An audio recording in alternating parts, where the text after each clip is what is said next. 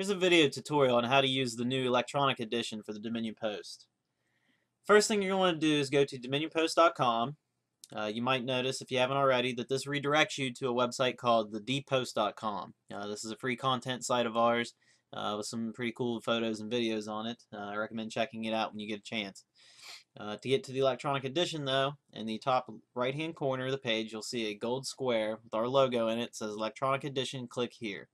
Click on that button, and I'll take you to an intermediate page. You'll see our logo again in the top center of this page. Click on our logo.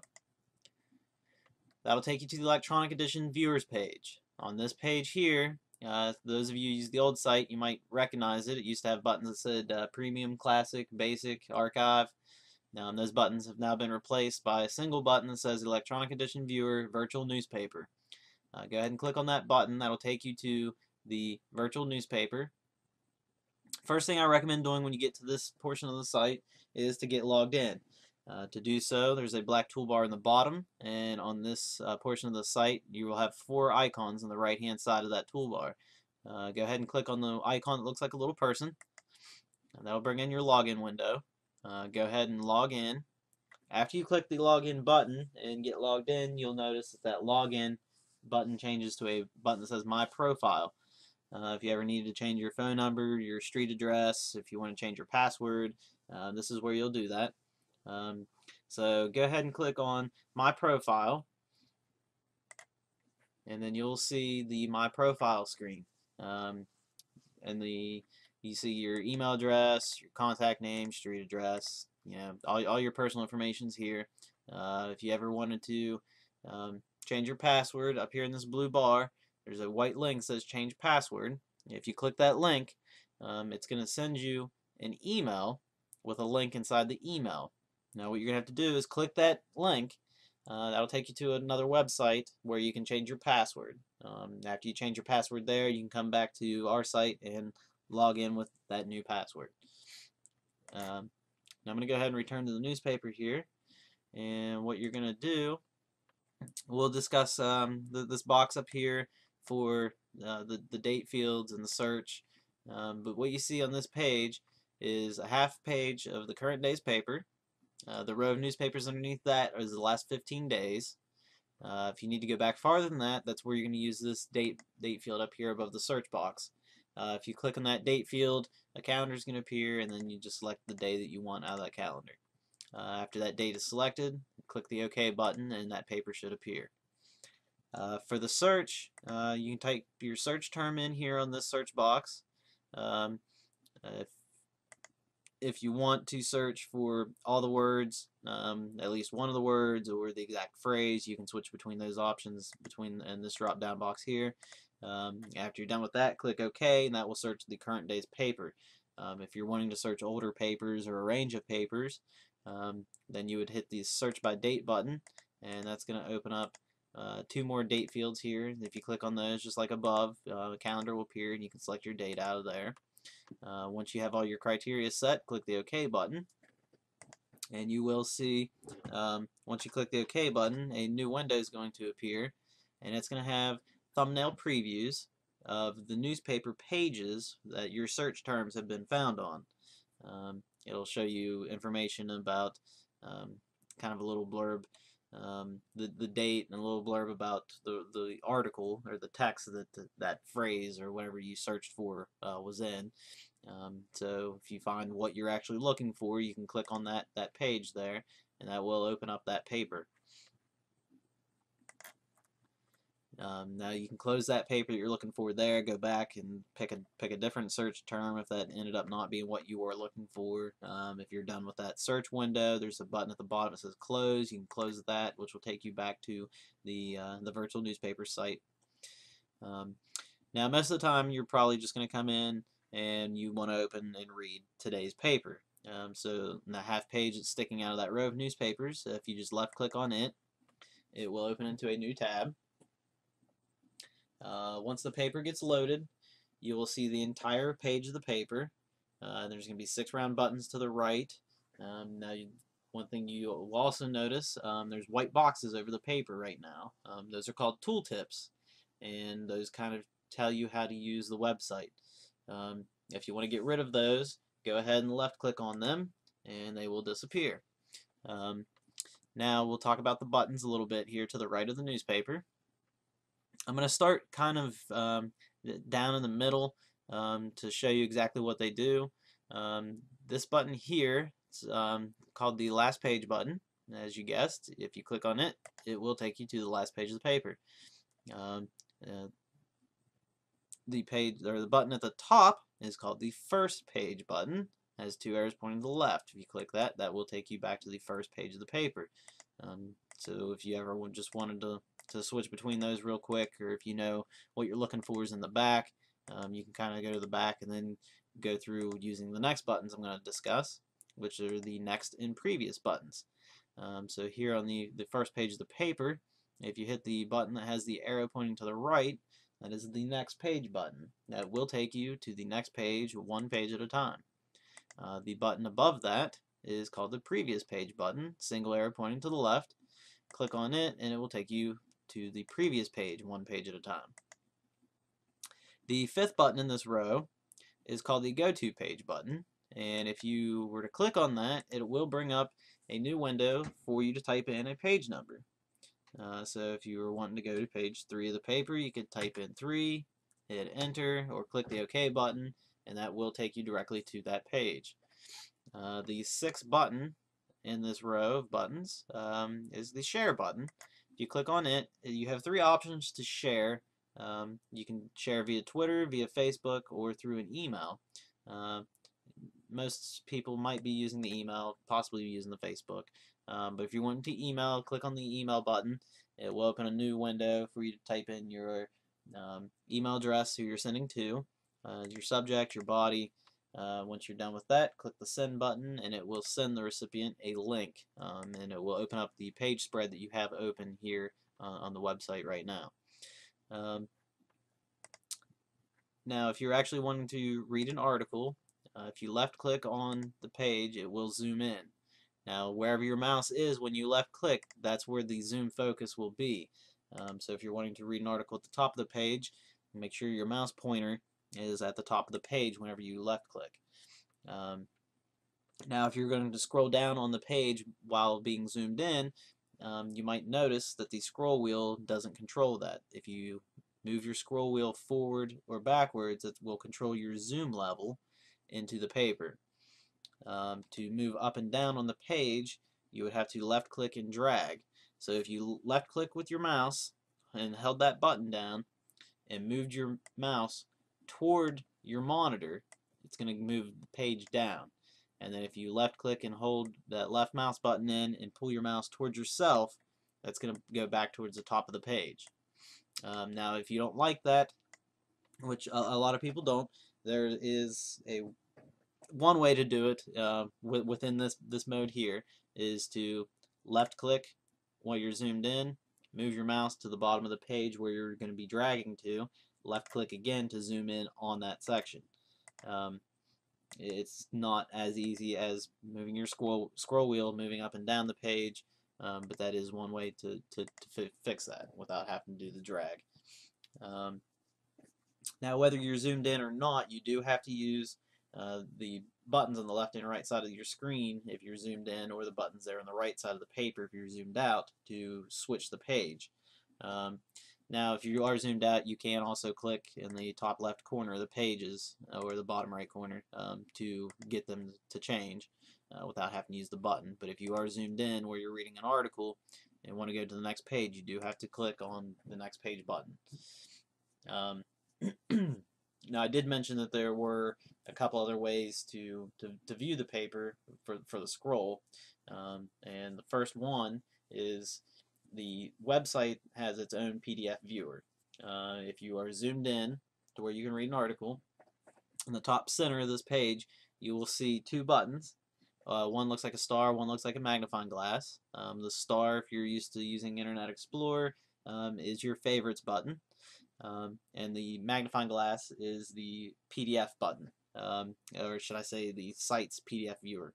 If you were to click on the magnifying glass and using Internet Explorer and your pop-up blocker is turned on, you're going to get a yellow bar at the bottom of the screen asking you what you want to do because it has detected a pop-up coming from our site.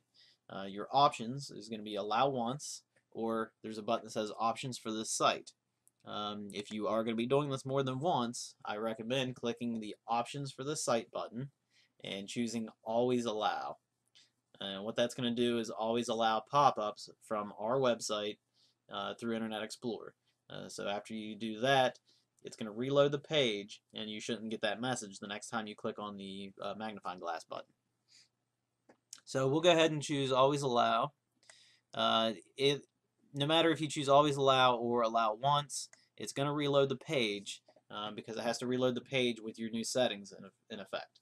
So after it reloads the page, go ahead and zoom back in on the article that you were reading and click the magnifying glass, and you should see it now open into a new tab, and it will look slightly different, and there's going to be some buttons in the top right that you'll have to pay attention to once it gets downloaded. But this is going to open up the newspaper into a PDF. You can then scroll up and down the page using your mouse wheel like you used to. If you want to move to the next page, at the top of the screen there you'll see a button that says next. You can click that and it will take you to the next page. Otherwise you're only going to have one page on that screen. You'll see a browse button up there as well. That browse button, if you click that, that will take you back to the regular newspaper site. And then you also will see a download button. If you click that, that'll give you the option to download the paper as a PDF. And while we're on that subject, there's another way to download the paper as a PDF. If you were to close that tab that it opened for the website's own viewer and switch back to the regular website, you'll notice if you look down on the black toolbar, there's some new icons down there that weren't there whenever we saw it when we were picking the paper or logging in. Down in the bottom left-hand corner on this toolbar, you'll now see the select date field. That was off of the front page, and farther to the right, you'll see a search box. That was also off of the front page. So those are made available once you are into a paper as well. Back to the left-hand side, to the right of that's the date field, you'll see a little icon that looks like a page with a black arrow on it and a black box with white letters that says PDF. This is the other way to download the newspaper as a PDF. Again, using Internet Explorer, if you were to left-click on this button, you'll get a security yellow box pop up at the bottom of your window. It's asking what you want to do with the file. Your options are open, save, and cancel. This will download the paper as a PDF to your device. If you choose open, it's going to open it and download it into a temporary folder. If you choose save, or if you hit the black arrow beside the save button, you'll get some more options like save as. The save as option will actually let you choose where you want to save it, whether it's on your desktop in the My Documents folder, if you're saving it to a thumb drive to put on a tablet, anything like that, and that's where you would do that. You might most of the time just hit the open button and let it open in Adobe Reader and then close it when you're done. Now if you do open it in this method here, again you can scroll up and down using your mouse wheel. You can change your pages by just scrolling down through them. You can change your pages by hitting the page up, page down key in your keyboard. You can change pages by hitting the left and right arrow keys in your keyboard. There's menu options within Adobe Reader to change your pages. You can also type in the page number and hit enter and change your page within Adobe. There's all kinds of different things in here that you can do. One other important thing that you can do within Adobe is you have a little bit more control over your zoom level. You can zoom from a wide range of percentages. So if what you see on our site doesn't zoom in far enough for you, or you think it's too zoomed in and you want something a little smaller, you can open it in Adobe Reader, and you have that option there. Now while we have Adobe Reader open, maybe we'll go ahead and talk about how to print or email an article by itself. Because if you notice that you can't open the articles by themselves anymore like you could on the old electronic edition. So if you're wanting to email just one article or print just one article instead of the entire page, what you would need to do is, especially for printing, open this in the Adobe Reader. Once you get that open, there's a tool within Adobe called the snapshot tool. It has an icon that looks like a camera, and you can find that under the edit menu. So if you click on edit, you'll see halfway down that menu an option that says take a snapshot. It'll have a little camera beside it with a little dotted box going around it. If you click on that, you'll notice your mouse pointer changes to crosshairs. So you can left click and drag over the article that you're wanting to print or email, and when you're satisfied that the box contains everything that you want in it, let go of it, and you'll get a message saying the selected area has been copied. Click OK to that. Now if you're wanting to print it, if you hit Control P on your keyboard, that'll bring up your print dialog box. Or if you're used to going file print, that does the same thing. Once this page comes up, you'll notice it should already be set for print on the selected graphic, and if you look in your print preview, you should see only what you drew that box around. Then you can go ahead and hit OK, and that'll print that to your default printer. If you need to change your printer settings, go and do that up here under the drop down. And that's how you would print just the one article. Now this, whenever that said that this is copied, it copied that image onto your clipboard, into your memory. So if you were wanting to email that, you could also open up your email program, do a new email, and press Control V on your keyboard, V for Victor, and that will paste that image into your email. You can also right click and choose paste if you'd like. And that's one way to print or email just one article. Now that's using the Adobe side. You can also do the same thing if you have Windows 7, Windows 8. I think Windows Vista had this tool as well, but it's called the snipping tool.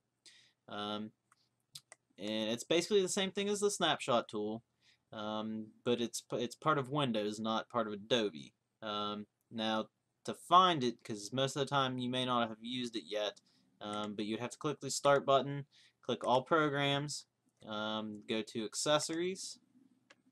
Under Accessories, you'll find Snipping Tool. It has an icon that looks like a pair of scissors with a red circle around it.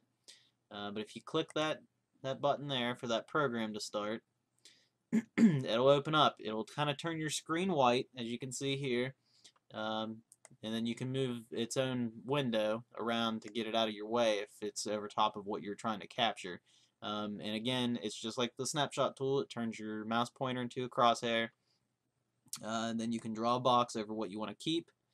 As you notice, that box then becomes clear and not that shady white that's kind of on your screen now. Once you're satisfied with what you have within the box, let go of it, and it will open up a new window that shows what you had inside that box. Now this is a little different than the Adobe side, because if you wanted to print this, you would have to paste it into something. It is in memory, but again, you can't print right out of this program, so you would have to paste it into Word, WordPad, something like that to be able to print this. I recommend using this if you're just wanting to email something. That way you don't have to open up Adobe just to be able to copy it. You can click on your snipping tool, draw a box around it, and then paste it into your email, just like you would if you were using the snapshot tool. But that's how you would get a single article or to email, or just a single picture or something like that. That's how you can do that. Now you can zoom back out. You can switch your pages, continue reading the paper, and that's pretty much that.